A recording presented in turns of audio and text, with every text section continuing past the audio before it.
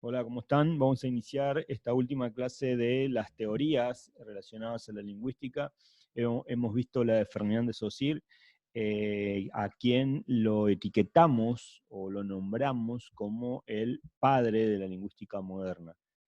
En este caso vamos a hablar del norteamericano Noam Chomsky. Es una figura destacada dentro de lo que es los intelectuales de esta época. Está vivo Noam Chomsky y aparte de ser lingüista y desarrollar una teoría lingüística, una de las más importantes, quizás tan importante como la de Saussure, es uno de los intelectuales críticos que tiene Estados Unidos, los recomiendo para que por ahí puedan leer algún tipo de eh, artículo o algún libro que tiene varios, Noam Chomsky, hablando de política internacional, cosa que lo hace muy bien. Eh, la crítica, la teoría, perdón, de Chomsky va a iniciar a partir de una crítica, ¿no? Siempre toda teoría nueva es la mejora de una antigua, de una anterior, digamos, ¿no? La mayoría de los casos. Lo que hace Chomsky básicamente va a criticar al conductista Bloomfield, que sostiene que la adquisición del lenguaje se da a partir de un esquema que, dice Bloomfield, es estímulo-respuesta, ¿sí? Si alguien estimula, va a generar una respuesta y eso va a generar la adquisición del lenguaje. Entonces ahí va a aparecer para Bloomfield lo que tiene que ver con el factor social, ¿sí? El contexto social es el que le va a dar a la persona esa posibilidad de estímulo, respuesta para adquirir el lenguaje. Para Chomsky esto es inaceptable, ¿no? Él no lo va a aceptar. Y va a decir que si solo lográramos aprender el lenguaje a partir de este estímulo-respuesta, este esquema de estímulo-respuesta, es muy difícil explicar cómo el individuo va a generar nuevas oraciones. Entonces, si yo digo hola, ¿no? Ese es el estímulo buscando que la otra persona me dé una respuesta, que podría llegar a ser hola, ¿sí?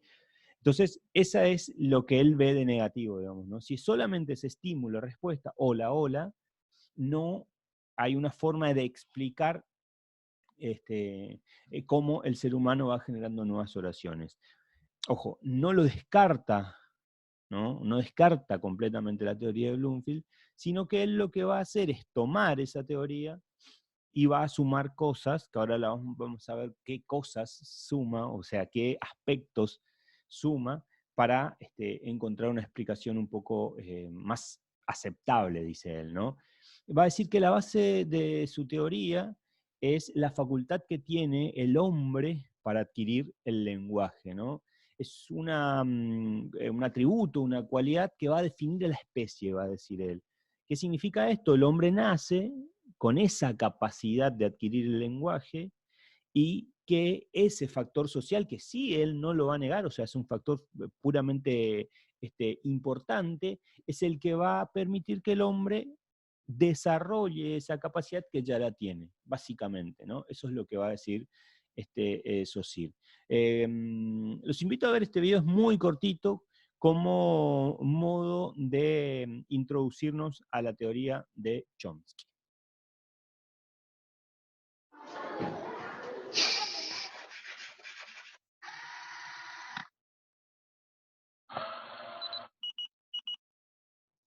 Bienvenidos a olumprofesor.com. Hoy vamos a hablar de la gramática generativa. Esta es una idea propuesta por el lingüista Noam Chomsky. Kant, ya en el siglo XVIII, nos hablaba que nuestra capacidad de conocer acaba siendo un elemento lingüístico. Nosotros recibimos del exterior los datos empíricos, pero nosotros traducimos a una lengua establecida por nuestra mente que posteriormente traducimos a las lenguas que nosotros hablamos. Esta sería la base de la gramática generativa. El planteamiento de Noam Chomsky plantea que nosotros tenemos una capacidad innata de hablar. Todos los seres humanos tendríamos una gramática establecida en nuestra mente de forma innata común. Por eso, Personas de razas diferentes pueden hablar cualquier idioma. Pongamos un ejemplo. Una niña china adoptada en Occidente hablará la lengua occidental, catalán, castellano, francés, inglés, con la misma naturalidad que un ciudadano inglés. Esto es debido a que nosotros tenemos la capacidad de hablar, pero debemos aprender a hablar a través de lo que llamamos la lengua materna. Es decir, la gramática generativa plantea la posibilidad de hablar, pero luego esto tiene que ser establecido a partir de una lengua concreta o lenguas concretas si la persona es bilingüe y es capaz de aprender al mismo tiempo diversas lenguas. Cuantas más lenguas hablemos, más fácil nos será entender y aprender otra lengua. Eso también es debido a la posición establecida por la gramática generativa. Otro elemento fundamental es la posibilidad de traducir. Pese a que la traducción nunca es exacta, nosotros podemos traducir de una lengua a otra porque la estructura mental que subyace a esa lengua o a esas lenguas son la misma. En este sentido, nosotros podemos hablar porque poseemos esa capacidad de forma innata. Sin embargo, hay que tener presente que la capacidad de aprender a hablar tiene una ventana de tiempo. Son los primeros años. Un niño, si no ha oído hablar a nadie durante sus 6, 7 primeros años de vida, ya no será capaz de hablar con la misma soltura que una persona que ha tenido una educación lingüística desde pequeño. Y, naturalmente, la lengua oral no será posible. Os invito a que vayáis a la página web de unprofesor.com. Allí encontraréis actividades, la corrección de estas actividades para poder ver cuáles son vuestros progresos y también la forma de poneros en contacto. Bien, esto aparece como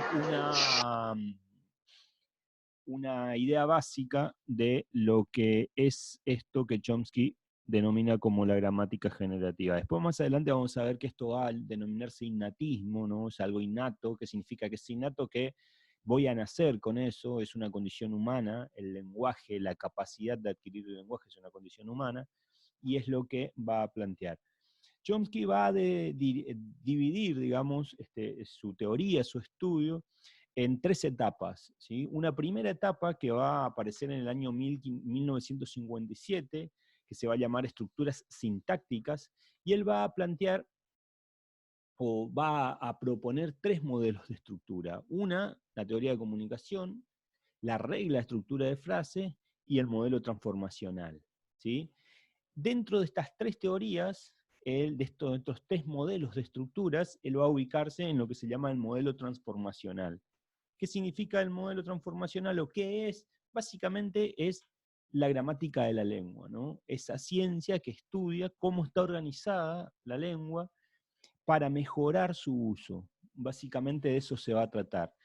Y va a denominarla como gramática transformacional, porque va a decir que ese modelo de lengua, yo voy a poder utilizarlo siempre de esa forma y lo único que voy a modificar van a ser los elementos. Digo, yo tengo una oración, pensando en una oración básica, digamos, ¿no? Que tiene un sujeto, que tiene un predicado. Ese sujeto tiene un modificador directo y un modificador indirecto. Digo, imaginemos mentalmente esta situación, ¿no? Tenemos una oración que tiene un sujeto, ese sujeto tiene un modificador indirecto, y que tiene un predicado.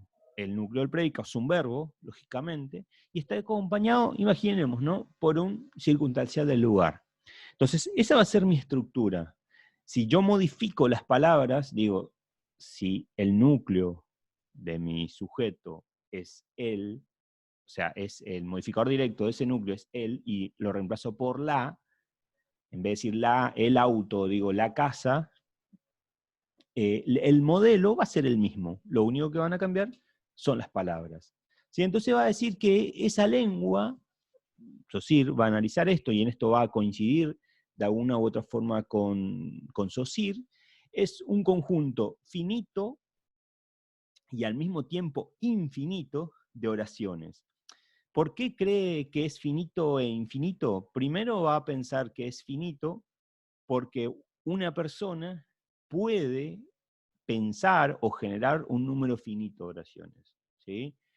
Pero en realidad esos componentes podrían, ¿sí?, generar potencialmente, ¿no?, un número infinito de oraciones. Imagínense las palabras que existen en la lengua española, digo, combinadas pueden generar un número o un conjunto infinito de oraciones. Cada una de ellas con una longitud finita, o sea, una extensión que va a tener una delimitación, y va a estar construida a partir de un conjunto finito de elementos, un sujeto, un predicado, dentro del sujeto un núcleo, un modificador, ¿sí?, el artículo, el prefijo, el sufijo, eso van a ser esos elementos. De allí surgen los objetos de estudio que plantea esta lingüística chomskiana. Y va a decir que va a distinguir inicialmente su estudio, ¿no? Va a distinguir oraciones, dos tipos de oraciones. Una oración gramatical y una oración de tipo agramatical. Va a separarlas, ¿no? Entonces, que lo que él busca es básicamente reconocer cuáles son las oraciones gramaticales, o sea, que están formuladas de una manera correcta, y cuáles son las agramaticales. Va a estudiar esas oraciones gramaticales, o sea, va a hacer una selección de oraciones. Esa selección de oraciones va a separar las gramaticales de las agramaticales. Va a tomar esas gramaticales, las va a estudiar, y va a dar cuenta de una gramática que hace posible la generación de nuevas oraciones gramaticales. Yo tengo una oración correctamente formulada, ¿sí?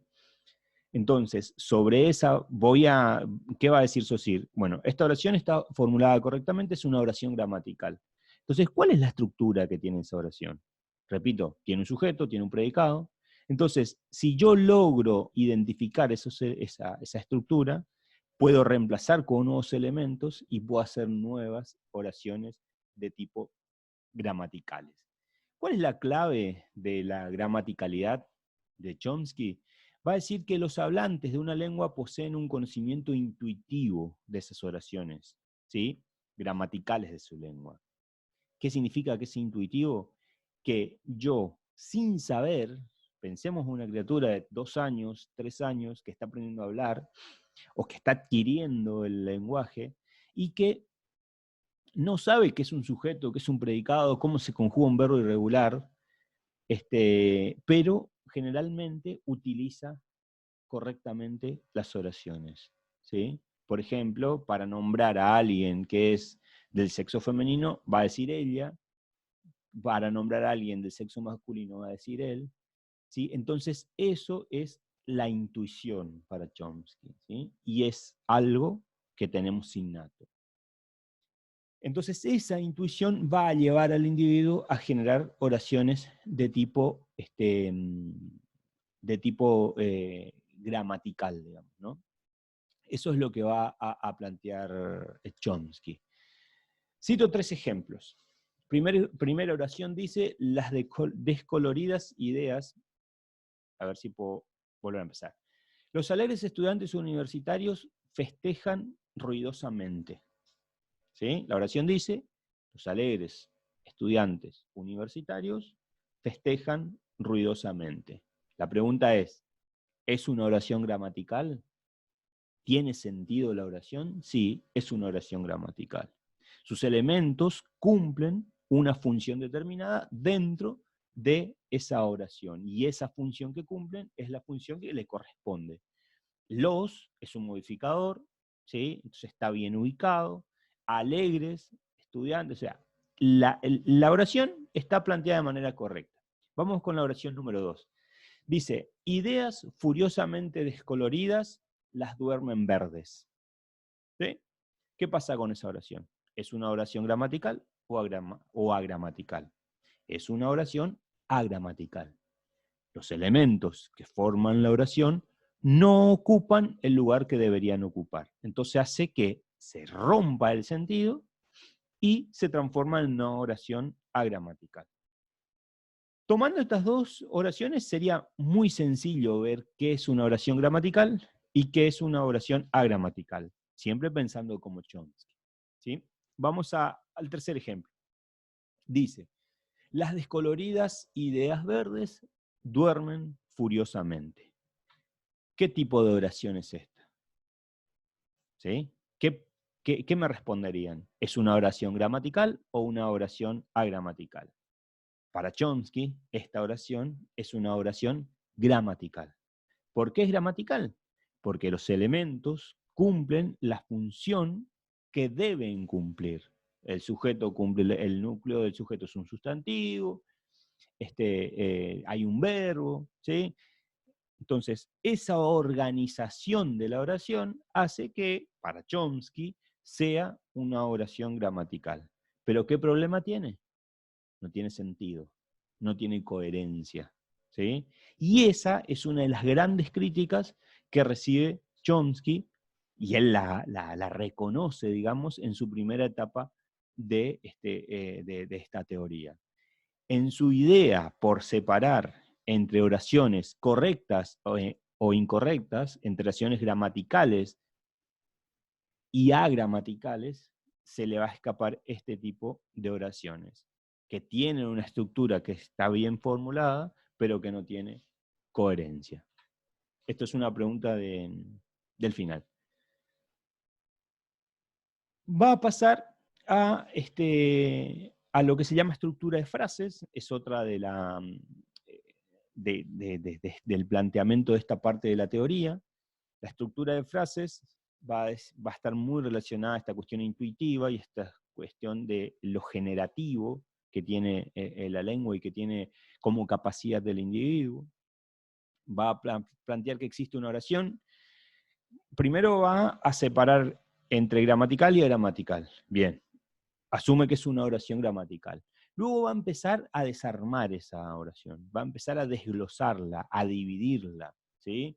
Va a ver que hay una oración, va a ver que hay un sujeto nominal y que hay un predicado, sujeto y predicado. Va a ver que ese sujeto nominal tiene un artículo y tiene un núcleo. Fíjense que la oración es el gato come la sopa, sencillísima, ¿no? Entonces va a ir profundizando esa estructura.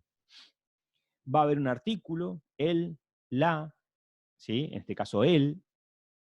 Va a haber un núcleo, ese núcleo es va a tener dos núcleos en realidad, porque dentro de la estructura del verbo va a haber otro núcleo que va a ser un objeto directo y va a tener un verbo.